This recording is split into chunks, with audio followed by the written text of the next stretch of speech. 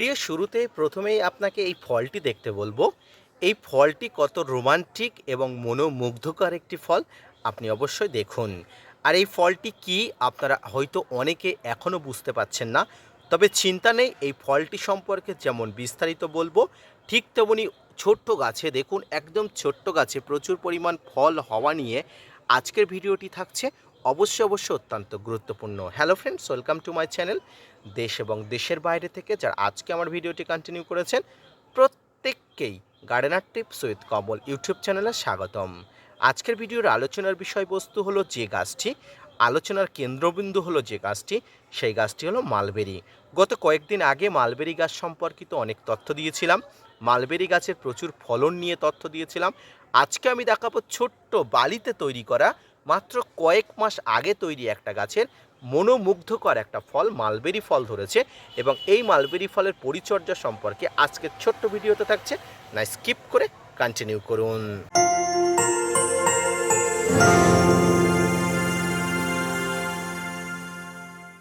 বড় মালবেরি গাছে হাজার হাজার ফল ধরাতে পারে, সেটি কয়েকদিন আগে একটা ভিডিওতে আমি দেখিয়ে দিয়েছিলাম। তবে আজকে দেখাবো সেই গাছ থেকে কাটা ডাল নিয়ে গত কয়েক মাস আগে তৈরি করা একটি মালবেরি গাছ বা কয়েকটি মালবেরি গাছ। এই মুহূর্তে দেখুন, এই মালবেরি গাছটি সম্পূর্ণ কিন্তু বালিতে তৈরি, এবং এই বালিতে তৈরি অবস্থায়ও কিন্তু গাছে প্রচুর পরিমাণ ফল ধরেছে, আপনারা দেখতে পাচ্ছেন। কারণ আমি আপনাদের কিন্তু উল্টোপাল্টা কথা বলার চেষ্টা করি না, আর আমার এই মানসিকতাও নেই। তাই আপনাদের যেটা দেখাবো, যেটা বলবো, অথেন্টিকভাবেই দেখাবো, অথেন্টিকভাবেই বলবো। তো মালবেরি গাছের পরিচর্যা করার জন্য আপনাকে স্পেশাল ট্রিটমেন্ট করার দরকার নেই। যে কোনো একটা জায়গাতে বসিয়ে দিয়ে যে কোনো একটা জায়গাতে পরিচর্যা করলেই কিন্তু হয়।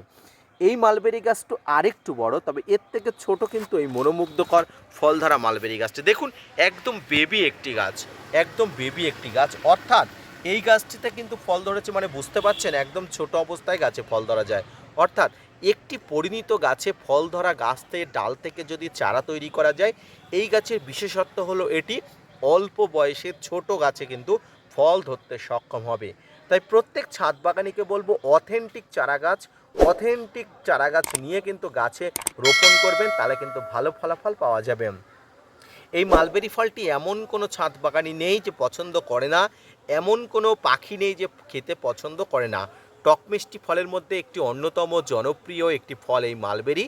তাই প্রত্যেকে কিন্তু প্রচুর পরিমাণ এই মালবেরি গাছ লাগায়। আমাদের স্বাস্থ্যের দিক থেকে মালবেরি গাছের বিশেষত্ব অনেক বলেছি, আজকে সে সম্পর্কে কোনো কিছু বলবো না।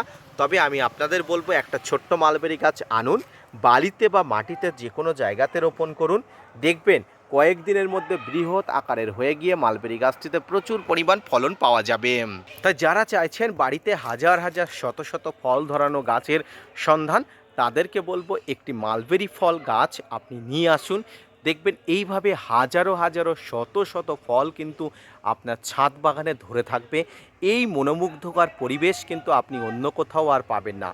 অল্প পরিচর্যাতে, অল্প খাবারে, অল্প জলে এই গাছের কোনো প্রকার ফাঙ্গাস কীটপতঙ্গর আক্রমণ হয় না। এমন একটি গাছ যেটি আপনি নিয়ে আসতে পারলে শুধু সামান্য খাবারের সংস্থান দিলেই কিন্তু বড় হয়ে ওঠে। গাছটির মরার হারও পরিমাণ অনেক কম, শুধু পরিমাণ আপনি একটু দেখভাল করলেই কিন্তু বড় হয়ে উঠবে। তাই সুপ্রিয় দর্শক মণ্ডলী, ছোট থেকে বড় প্রত্যেক গাছে ফল ধরা একটি জনপ্রিয় গাছের মধ্যে অন্যতম হলো মালবেরি, অনেকে তুতফল নামে পরিচিত এই গাছটি।